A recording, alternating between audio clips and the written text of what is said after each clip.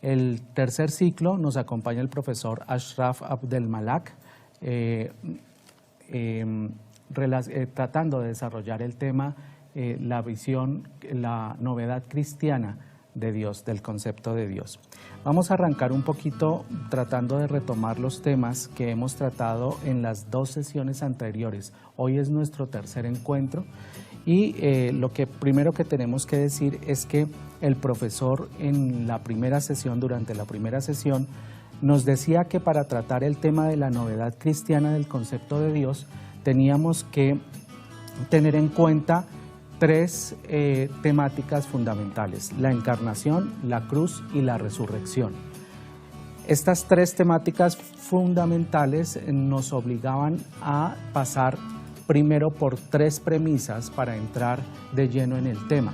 Estas 3 premisas, estos 3 puntos de partida, podíamos básicamente resumirlos en 2, o fueron resumidos en 2, y el primero era una aproximación al concepto de la cristología como tratado de la teología, en el que se tratan precisamente estos 3 temas o estas 3 temáticas que nos ayudan a desarrollar el tema de la novedad cristiana del concepto de Dios.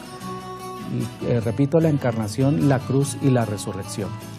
Cuando decimos ¿qué es cristología?, nos referíamos a una de las materias que se ve dentro de un programa de teología en donde se tratan estas 3 temáticas. La segunda premisa es la cuestión de Jesús en nuestros días, y el profesor Ashraf nos decía, dentro de la riqueza de su planteamiento, que dentro de esta cuestión era imposible evitar el tema del Jesús histórico y el Cristo de la fe como parte de los requisitos para poder acercarnos a cualquier tema de la cristología contemporánea. Ahí tenemos en pantalla lo que les estoy mencionando, el principal tema, la novedad cristiana de Dios, a través de 3 temáticas: la encarnación, la cruz y la resurrección, y las 2 premisas que les estoy diciendo, el tema de la cristología y la cuestión de Jesús en nuestros días. Luego, después de esas 2 premisas, durante nuestro primer encuentro pasamos directamente al tema, al primer gran tema o la primera gran temática, que es la de la encarnación. Hablamos de 3 sentidos en los que se comprende o se puede hablar de la encarnación: el sentido literal, el sentido metafórico y el sentido pluralista. Decíamos, después de tratar esto, que la doctrina de la Iglesia Católica asume como parte de sus confesiones de fe o de sus afirmaciones de fe el sentido literal. Luego pasábamos a cuál sería la posibilidad para hablar de la encarnación, y en este sentido, o en este segundo punto del tema de la encarnación, decíamos que para hablar, o la posibilidad para hablar de la encarnación, siempre dependía de las ideas del concepto que tuviéramos, del concepto de hombre, y de las ideas que tuviéramos del concepto de Dios. Luego pasábamos al tema de la realidad del Dios hecho hombre, y allí planteábamos las características de este fenómeno que se aparece ante nosotros como el Dios encarnado. Luego pasábamos al motivo de la encarnación, y el motivo de la encarnación era la redención y la deificación del ser humano, para lograr alcanzar este planteamiento primero y general sobre la encarnación. En nuestro segundo encuentro pasábamos al tema de la cruz. En el tema de la cruz veíamos unas 4 temáticas, unos 4 desarrollos. El primero, nos preguntábamos si era un hecho histórico. En este sentido planteábamos que, o el profesor nos ayudaba a diferenciar entre hecho y realidad, tratando de decir que la encarnación es una realidad, mientras que la cruz es un hecho histórico. La encarnación, una realidad histórica, y la cruz, un hecho histórico. Hacíamos una distinción entre las 2, y también veíamos cuál era el significado teológico de la cruz, tratando de hacer un recorrido por las teologías de la encarnación y las teologías de la cruz. Retomamos entonces en esta tercera temática con la pregunta si era necesario el tema de la cruz. Y aquí es donde retomamos de nuevo, profesor Ashraf, y le damos de nuevo la palabra a usted para poder continuar con nuestra exposición. La pregunta es muy específica, ha generado controversia a lo largo de la teología y ha generado muchas posibles respuestas. ¿Era necesaria la crucifixión? ¿Era necesaria la cruz en todo este planteamiento que llevamos hasta el momento? Buenas noches, profesor David. Buenas noches a todos. Retomando lo que hemos dicho, lo que hemos reflexionado desde hace 2 días, podemos decir que, insisto en la visión dinámica de la encarnación, y dentro de esta visión dinámica vimos el paso que hace Dios de su ser Dios a ser hombre, el paso de Dios a hombre. Eso sería la encarnación. El paso de vivo a muerte, eso sería la cruz que estamos tratando precisamente. Y luego, más adelante, vamos a ver el tercer paso, y es el paso de sepultado a resucitado.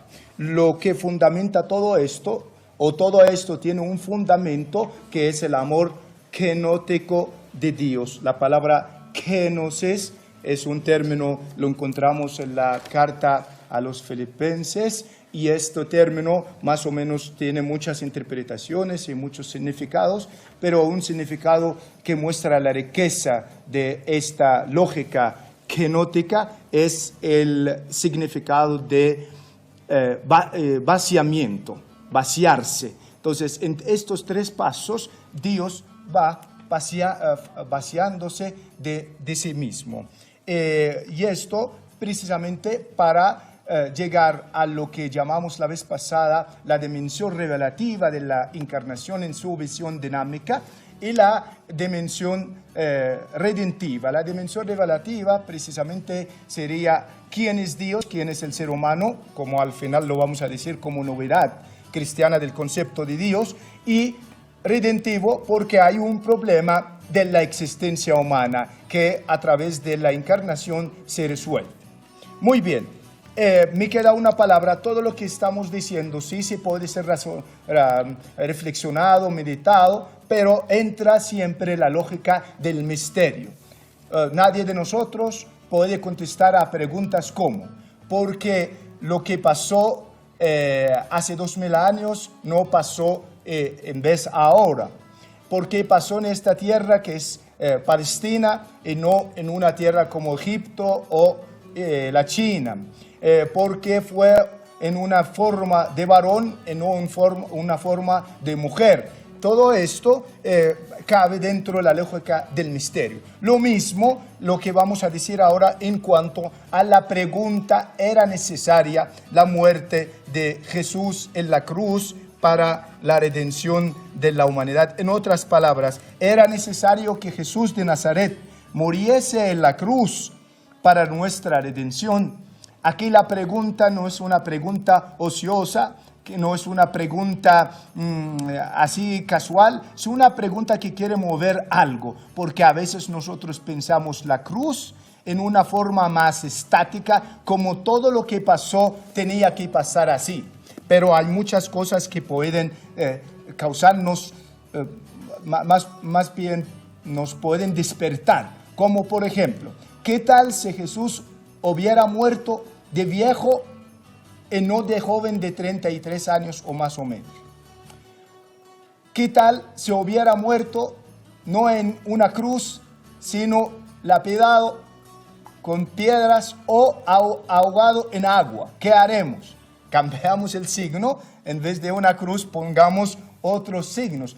Todo esto es posible. La pregunta es, ¿todo esto estaba definido desde antemano para que pasara esto? Si fuera así, entonces el pueblo no hizo mal, porque al entregar a Jesús a muerte hizo un bien. De hecho, Judas Iscariote, que siempre fue juzgado mal, puede ser juzgado bien, porque él ayudó a realizar el plan salvífico. Más bien tenemos que proclamar su santidad en vez de condenarlo. El punto es, para no prolongar mucho la pregunta, lo que quiero presentar es una tesis que presenta el teólogo Romano Guardini, que es un teólogo ítalo-alemán, nació en Italia vivió, enseñó y murió en Alemania.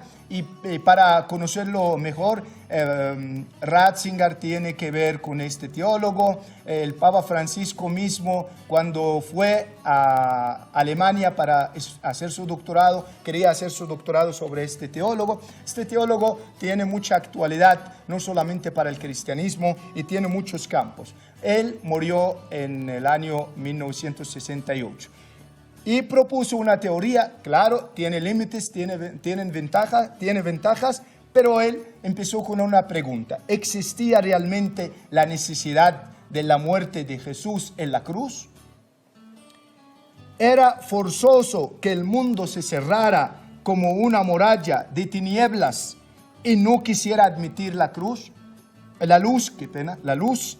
Era forzoso que al llegar al cumplimiento ese pueblo, el pueblo judío, se cerrara y diera muerte al Mesías venido como un blasfemo.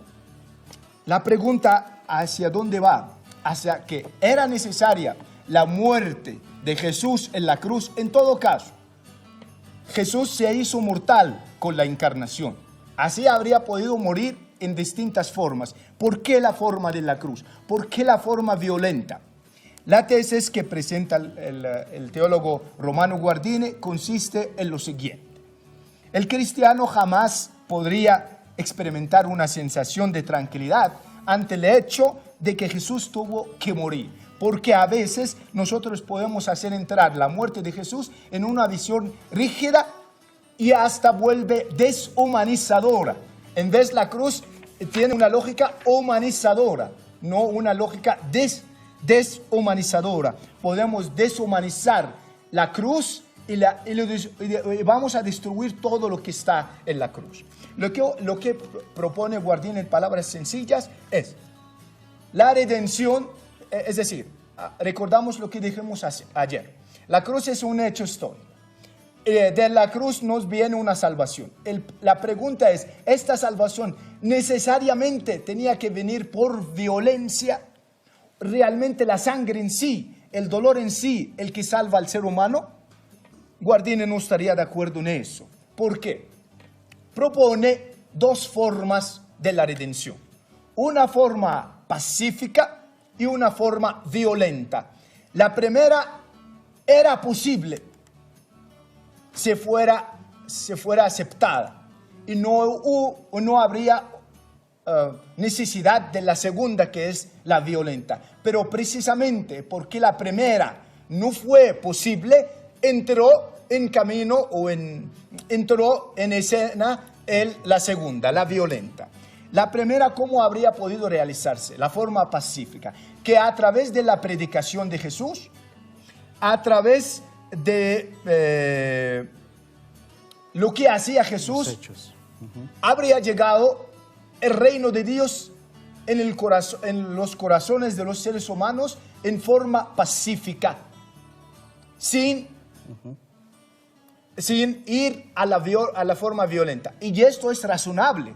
¿Qué tal si la predicación de Jesús fue aceptada? ¿Qué tal si la predicación de Jesús habría sido acogida? ¿Habría podido realizarse la redención o no? Dentro de la lógica de la encarnación en su visión dinámica, que todo el quehacer de Jesús y el decir de Jesús tiene alcance salvífico, Guardini dice que sí habría podido llegar el reino de Dios.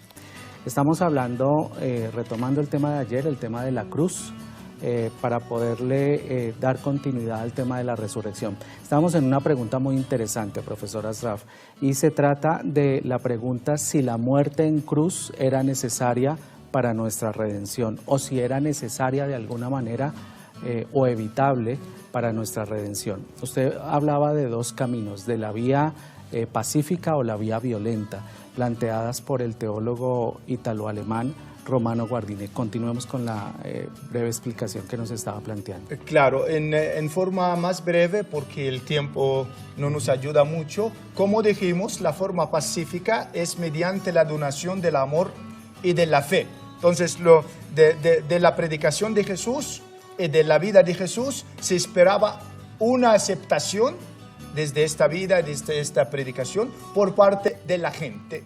Pero lo que resultó es que fue el rechazo a esta forma. Y por tanto entró la forma más violenta, que es de la cruz. En ese sentido, Guardini dice la redención que debiera haberse hecho por la fe y el amor, tendría ahora que pasar por todo lo espantoso de la pasión y la muerte. Cuanto más se piensa, menos se comprende cómo puede ser esto. Entonces, la forma pacífica no tuvo lugar, y entonces entró la forma violenta, que es de la cruz. Así la cruz se vuelve una decisión de los seres humanos y una aceptación por parte de Jesús, y Jesús asume este destino.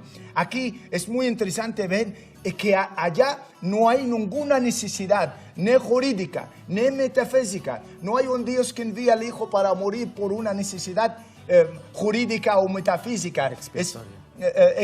Expiatoria en el sentido tajante de que, porque en eso la religión cristiana no se diferencia de ninguna religión. La diferencia, o la única, sería que las otras religiones piden un sacrificio de un animal, a veces unos seres humanos como niños, también en algunas culturas, pero la diferencia sería, la religión sería también una religión de sangre, y lo que muere allá no es un mero animal o un mero ser humano, sino el Hijo de Dios. Esa sería lo que novedoso. Pero para sacar el cristianismo precisamente de esta lógica que causó también después la teología del dolor, causó una espiritualidad del dolor, es ver que hay libertades en la muerte de la cruz. Hay la libertad humana que lleva a Jesús a la muerte. Hay la libertad del Hijo que acepta por la confianza y la obediencia a Dios, su Padre, y Dios que entrega, como dice el Nuevo Testamento, a su Hijo, no precisamente porque lo quería. Lo que necesitaba cambiarse no era Dios, lo que necesitaba cambiarse es el ser humano. Por tanto, la redención no cambia la actitud de Dios. Dios no cambió su actitud hacia el ser humano. Siempre ama al ser humano. Lo que necesita cambiar actitud es el ser humano. En esta forma, podemos decir, en palabras sencillas, fue la cuestión de la cruz. La forma violenta nos da la redención. Nos toca continuar después en qué manera nos llegó la redención. Usted tiene 2 publicaciones al respecto, ¿no, profesor? Y podríamos mencionarlas brevemente para que quienes estén interesados en profundizar un poco sobre estas temáticas, ya que el tiempo no nos da. Hay un libro que usted publicó en el año 2017 y que ya cuenta con 2 ediciones, Haciéndose obediente hasta la muerte y Muerte de cruz, ¿sí? En donde trata el tema de la cristología en general. Podríamos tratar o profundizar allí varios de los temas aquí tratados, y una publicación suya en donde específicamente trata la perspectiva de Romano Guardini, que está publicado en italiano en 2 tomos, uno publicado en 2018 y el otro en proceso de publicación, ¿no? Este se llamaría Introducción a la Cristología del Mediador, de Romano Guardini, porque habíamos dicho que daríamos alguna bibliografía básica para profundizar un poco sobre estos temas. Sabiendo que el tema de la cruz genera tanta controversia, ¿cuáles son las pistas que usted nos podría ayudar o nos podría brindar para ayudarnos a lograr una adecuada interpretación del hecho de la cruz? Una interpretación que nos permita a nosotros creyentes hablar de la cruz sin que resulte tan problemática, aunque de hecho la cruz es ya un escándalo, ¿no? Lo fue para la cultura griega, lo fue para la cultura judía, y eso le significa al cristianismo unos señalamientos muy drásticos desde sus orígenes, ¿no? Pero, ¿qué nos puede decir al respecto? Precisamente la palabra que usaba usted como escándalo, la encarnación lo es un escándalo, la cruz lo es un escándalo, y la resurrección también es un escándalo. Pero precisamente el primer día dijimos que de frente de este escándalo, la alternativa o rechazo o la aceptación. La aceptación se llama fe y el rechazo significa la no creencia o la no fe en esto. Y para llegar a la fe en esto, uno necesita la conversión, ¿no? Como conversión intelectual. Precisamente la cruz es el caso serio de Dios. ¿Por qué? Allí se muestra la seriedad, porque si fuera un plan ya predefinido, la muerte y yo me tranquilizo, perdono a los seres humanos, sería un teatro. Pero es un caso serio porque allá no hay actuación. Jesús no está en la lógica, yo voy a hacer esto porque yo sé que va a pasar después. Esto quita la seriedad. En vez, la cruz quiere mostrar que allí Dios ama en serio al ser humano, hasta aceptar las decisiones de la voluntad humana. Y acá Guardini tiene una cosa muy interesante. Hace una comparación entre el primer pecado, que le llamamos original, y el pecado que pasó. Para él será el segundo pecado, porque allí hay otra libertad que rechaza otra oportunidad también. Con respecto a su pregunta, profesor David, para no entrar en muchas interpretaciones de la cruz, podemos decir algunos puntos que nos llevan hacia el motivo y el sentido de la muerte en la cruz. Sería esto más interesante para ganar tiempo. Ante todo, en el Nuevo Testamento, en cuanto es un testimonio histórico-teológico, no se habla del motivo en forma directa de la cruz. Es decir, no se habla de la causa eficiente, no se habla del por qué, lo que causa la cruz. Esto no interesa tanto al Nuevo Testamento. Lo que interesa mucho al Nuevo Testamento es el sentido de la cruz. En otras palabras, la causa final, el fruto, ¿para qué la cruz? Y eso es lo que todo el Nuevo Testamento quiere justificar. Sin embargo, es legítima la pregunta, ¿por qué mataron a Jesús? ¿Por qué murió en esta forma? ¿Por qué aceptó la muerte? La respuesta la podemos encontrar a través de los estudios bíblicos, teológicos y sistemáticos en tres ópticas. La primera óptica es la óptica externa de los adversarios de Jesús. Y prácticamente son de dos tipos: la aristocracia local judía y los romanos. La aristocracia local judía, esto un término muy importante, aunque en el Evangelio dice que toda la gente quería la muerte de Jesús.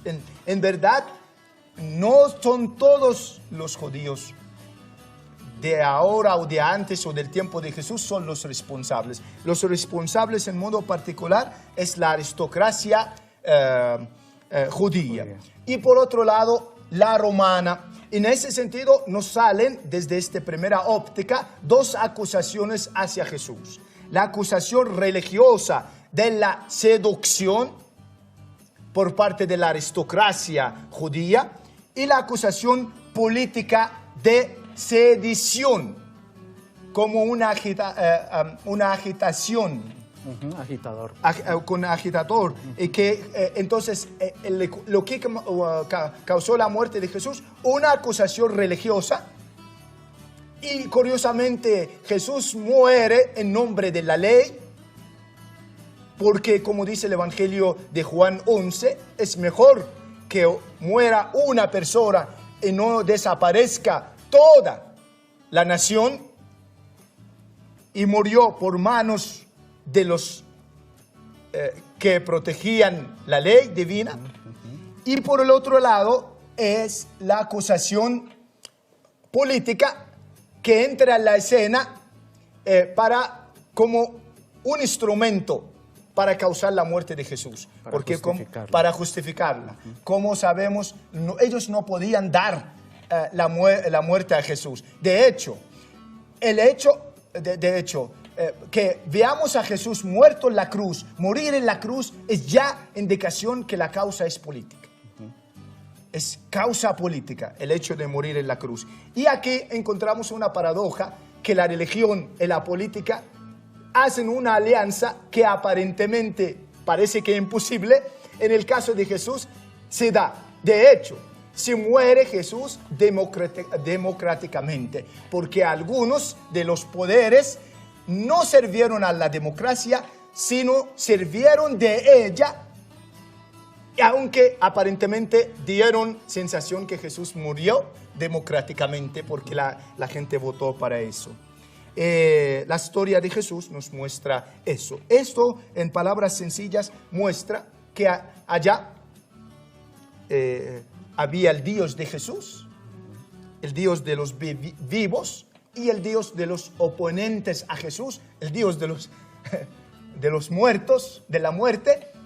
Y en el caso de Jesús se ve el rechazo del Dios viviente de Jesús y aceptar el Dios de la muerte por estas dos acusaciones. Esto en breve la primera óptica.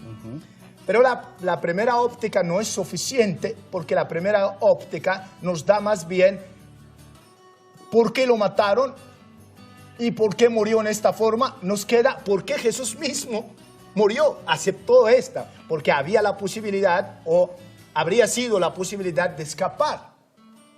Y muchos hacen acá la comparación entre Sócrates y Jesús, que los dos tenían la posibilidad también de escapar. Aquí entramos en una pregunta muy difícil, bíblicamente, teológicamente y psicológicamente, porque es algo que es muy íntimo, porque la pregunta es, ¿cómo entendió y vivió Jesús su propia muerte? ¿Cómo alcanzamos a esto? Hay muchos autores que nos dan una indicación, como por ejemplo, y allá entra ya la palabra clave del discurso de lo que estamos diciendo. Si Jesús entendió su vida como servicio, parece lógico que entendemos que su muerte también fue en la lógica del servicio. Entonces, si toda la vida de Jesús tiene sentido servicial, proexistente, existir a favor de los demás, es lógico también suponer que Él aceptó y entendió a su muerte como la disponibilidad a favor de Dios y a favor de los demás. No para realizar la lógica de la sustitución penal, sino precisamente para abrir un nuevo camino hacia la humanidad, que el proyecto divino pasa a través de la lógica del servicio y del carácter proexistencia. Jesús a lo largo de toda su vida tuvo siempre una actitud de disponibilidad para el servicio. Lo podemos sintetizar en Marcos 10, 45. El Hijo del Hombre no vino para ser servido, sino para servir. Yo sé que hay discusiones al respecto de este versículo, pero precisamente en eso también hay hay una indicación de la lógica servicial de Jesús. La otra por máxima es la última cena, cuando se da este cuerpo, este sangre, pro nobis, a favor de nosotros, el morir a favor de nosotros. La cruz expresa así, desde la óptica de Jesús, la segunda óptica, una proexistencia. ¿Qué es la proexistencia? Existir, vivir a favor de los demás. Pero esta proexistencia tiene doble dimensión. La primera es la vertical, vivo por Dios, y la horizontal, vivo para los demás. Y en otras palabras, esta es la pasión de toda la vida de Jesús. Una pasión para los demás, una pasión para Dios, y la podemos sintetizar como la pasión para el reino de Dios, que culmina en la pasión del Viernes Santo, porque no es suficiente pensar directamente la pasión de la cruz del Viernes Santo y punto, como un punto culminante. Hay que verlo a lo largo de la vida de Jesús. Toda la vida de Jesús era una pasión en el sentido de una orientación hacia Dios y hacia los demás. Y en estas dos actitudes, una religiosa, una social, se sintetiza todo el Evangelio y se sintetiza toda la vida de Jesús. Es decir, que en esta segunda óptica, la cruz puede ser interpretada como una confirmación de la vida histórica de Jesús. ¿Sí? De la lógica una de todas. consecuencia lógica de la opción fundamental que él hizo a lo largo de su vida. Exacto, de estar para Dios y para los demás. Y esto es el nuevo proyecto de la nueva humanidad. Exacto, en este sentido la cruz aparece necesaria, ¿no? Necesaria en el sentido de que era consecuente con la opción fundamental de Jesús por Dios y por el proyecto del reino, ¿no? Exacto. En ese sentido podría entenderse algo como una necesidad de la cruz, entendiéndola desde la vida histórica después de la cruz, no antes, porque si la pienso necesaria antes que pasara, es claro, como una necesidad metafísica jurídica. Una predestinación. Pero necesidad como de las circunstancias, no una necesidad por un decreto divino que está dado a Jesús. En ese sentido, lo que estaba diciendo usted, la muerte de Jesús fue una consecuencia de su obrar. Profesor, continuemos con el tema y pasemos rápidamente a la tercera óptica de la que estamos hablando, como pistas posibles para interpretar el hecho de la cruz. Entonces, la primera óptica era la de los adversarios, y la segunda era la de Jesús, y en ella se sintetiza prácticamente las dos actitudes que caracterizaron la vida de Jesús: una actitud religiosa, su relación con Dios; una actitud social, que su relación con los demás. Y en esto se sintetiza el Evangelio en los dos mandamientos: amar al Dios y amar al prójimo. Entonces, centramos en la tercera. Podemos decir, desde la profesión de fe del cristianismo, que parte del Nuevo Testamento, especialmente de la teología paulina, el cristianismo ve en esta forma de muerte una redención. Claro está que en el Nuevo Testamento hay muchas formas de interpretación de la muerte de Jesús. Algunos textos lo interpretan como la muerte del profeta, y otros como la muerte del justo, inocente, y como la muerte del siervo de Yahvé, y como la muerte del Mesías. Hay muchas interpretaciones, pero claro que el Nuevo Testamento ve un alcance salvífico en la muerte de Jesús. Esto es lo que va a hacer la profesión cristiana al respecto. Y Pablo hace una novedad, porque cambia la noción de sacrificio. Y esto lo dice muy bien Gerd Theissen en su libro sobre el Jesús histórico. Dice que Pablo cambia la noción de sacrificio a propósito de la muerte de Jesús, lo cual allí tiene lugar un doble cambio revolucionario. Porque el primero, en primer lugar, es Dios y no el hombre el que presenta el sacrificio, que ofrece el sacrificio, pero también para el ser humano cambia su actitud. Esto sería el primer cambio. El segundo cambio es el hombre y no Dios que tiene que cambiar su actitud. Dios no necesitaba el sacrificio para cambiar su actitud. Es el ser humano, cuando ve un amor así proexistente, puede reflexionar hacia de eso. Porque Baltasar también va a hablar de la estética, la belleza, la manifestación del amor bello, bonito de la Trinidad en la cruz también, porque ella nos arrebata, nos invita a meditar esta muerte. Entonces, resumiendo estas tres categorías, podemos decir: las causas de la muerte de Jesús son de dos tipos. Unas causas categoriales históricas que dan respuesta a la pregunta por qué lo mataron y por qué murió en esta forma y no en otra forma. Y hay causas trascendentales, teológicas, y precisamente da respuesta a la pregunta ¿por qué muere? Y la respuesta es por amor. Y el amor de Dios hacia la humanidad. ¿Por qué? Un Dios incapaz de sufrir sería un Dios incapaz de amar al ser humano. Eso es muy importante. El Dios que se manifiesta en la cruz no es el Dios que ama al sufrimiento, es el Dios que ama a los seres humanos, y puede ser llamado el Dios de los humanos. Por eso, a nivel de causa teológica, usted nos sugiere muy pertinente y acertadamente, a nivel de del aspecto y de las causas teológicas, nunca ubicar la causa teológica o el contenido teológico de la cruz en términos de una expiación vicaria, ¿no? O sea, es decir, lo teológico está en el amor, no en la expiación. Exacto, no en el dolor en sí, no en la sangre en En sí, la expiación, porque muchos sufrieron al tiempo de Jesús, muchos fueron crucificados, muchos también versaron su sangre, porque solo Jesús, precisamente no por la sangre, el dolor en sí, sino por la persona y por su proyecto. Eso es muy importante. Bueno, yo creería, profesor, que por asuntos de tiempo, para darle buen término a este tercer ciclo, vamos a pasar al tema de la resurrección directamente, ¿sí?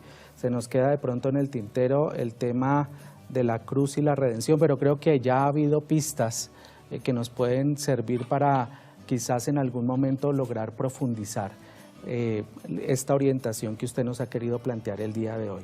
Vamos a pasar al tema de la resurrección, que realmente es el contenido de este tercer encuentro, de este tercer ciclo, y en donde nosotros partiríamos por un asunto fundamental para hablar de la resurrección. Así como usted nos planteaba una gran premisa al inicio, que era la cristología y la cuestión de Jesús en nuestros días, para poder hablar de encarnación, cruz y resurrección en una perspectiva dinámica, así también este tema de la resurrección parece que requiriera una premisa, y es el tema de la historicidad de la resurrección, porque es un tema que también, como todos estos temas cristológicos, al interior de la teología generan mucho debate y mucha controversia. ¿Pasó realmente la resurrección? ¿Se dio realmente la resurrección?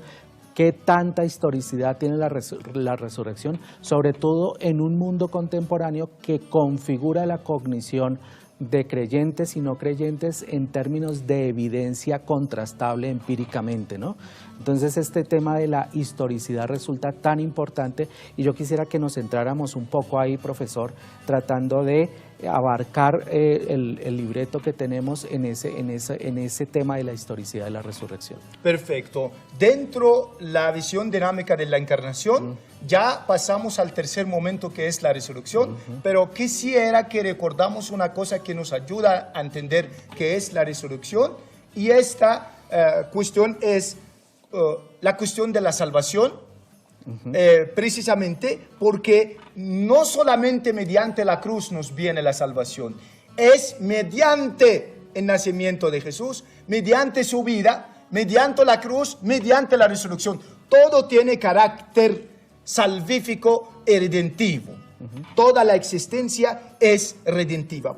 Y es confirmación, perdóneme que le interrumpa, de lo del Antiguo Testamento, de la creación, ¿no? En esta orientación dinámica no solo debemos tener en cuenta el Nuevo Testamento, sino el Antiguo Testamento. Exactamente, el Dios creador y el Dios redentor. Por tanto, 4 términos tenemos que conectarlos, y el cuarto es de la resurrección. El término de la preexistencia, una adecuada interpretación de la vida de Jesús, de la cruz y de la resurrección, tiene que tener en cuenta la preexistencia del Logos, que el Logos, el verbo, la palabra de Dios, preexistía antes de ser encarnado. Pero no es suficiente solo la preexistencia, es necesaria la coexistencia también para la correcta interpretación. ¿Y qué es la coexistencia? Toda la vida y existencia de Jesús con nosotros. Y una tercera, que es la proexistencia, que es una vida para los demás. Y la cuarta es la postexistencia, que es el resucitado y vivo. En eso podemos hablar en este sentido: preexistencia, coexistencia, proexistencia, postexistencia, los que nos dan una correcta, una adecuada, una auténtica interpretación del acontecimiento Jesucristo. Y entonces la salvación en estos términos sería más bien es una salvación, es más bien una redención, no solamente puramente redención, porque parece que da la sensación de liberarse de algo del pasado, pero es una transredención, liberarse de algo para algo, porque no es suficiente pensar la redención en clave negativa de liberarse del pecado, sino en vista de qué. Y esto lo que nos da ahora luz para entender la resurrección, en vista de una humanización de una humanización divinizadora y una divinización humanizadora, como acabamos de decir las otras. La resurrección. Por el poco tiempo que tenemos, hay que recordar una cosa, que el credo del Nuevo Testamento no se concibe sin la resurrección. El testimonio más antiguo de la resurrección lo encontramos en Pablo. Pablo es el primer testimonio en un escrito antiguo del tema de la resurrección, que lo encontramos precisamente en el Nuevo Testamento. Y el Nuevo Testamento nunca describe la resurrección en sí mismo. Y por tanto, nunca nos dice que alguien ha visto la resurrección.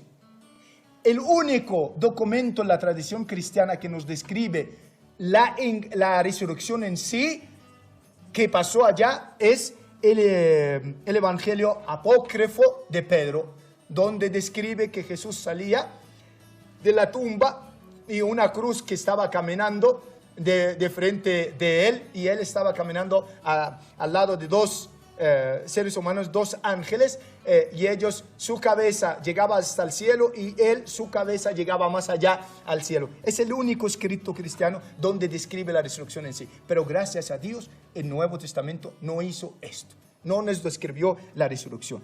Por tanto, para decir algo sobre la historicidad, la resurrección, la entender, no es un hecho histórico en el sentido de estricto de que podemos probarlo a través del método experimentado o a través de documentos o leyes naturales. Es una realidad porque creó otra realidad. ¿Y qué es esta realidad? Porque creo que el tiempo ya me obliga a resumir que dos afirmaciones principales de lo que significa la resurrección. Es una realidad y tal vez, para decir es una realidad,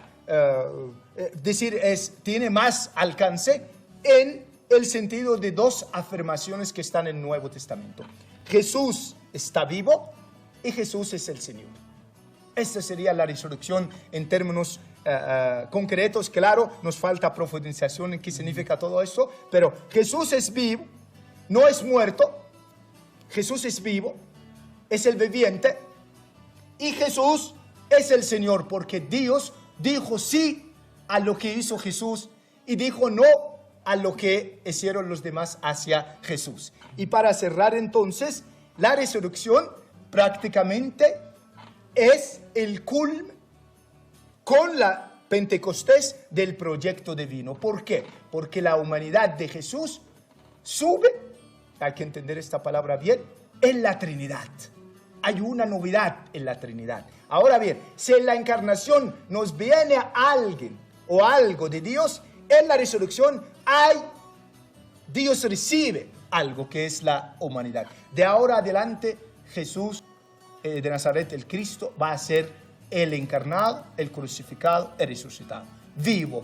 Por tanto, la resurrección es una metáfora para declarar que cuando uno muere, no se encuentra con el vacío, se encuentra en las manos de Dios. Por tanto, Jesús cuando murió, se encontró en las manos de Dios y no en el vacío. Que nos espera la realidad última, que es Dios, donde todos estaremos allá. Para cerrar en menos de un minuto, profesor Asraf, hay muchas preguntas que surgen. ¿Cuál entonces es la novedad cristiana de Dios?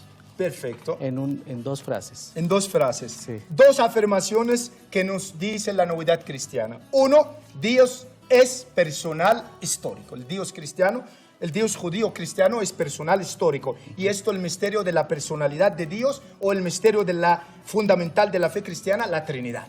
Primera afirmación. Segunda afirmación, Dios es amor. Y el misterio de que Dios ama al ser humano. Esas son las dos afirmaciones grandes de la novedad cristiana. Dios es un Dios histórico, personal, y es un Dios amor. Lo vemos a través de la encarnación y de la cruz y de la resurrección. Bueno, muchas gracias, profesor. Muchas preguntas van emergiendo, incluso preguntas controversiales que no sería el caso hacer en este momento, pero no está de más que lo digamos, ¿no? Uno cuando va escuchando a un colega siempre emergen una cantidad de preguntas que no necesariamente plantea por la ampliación de la discusión que generaría.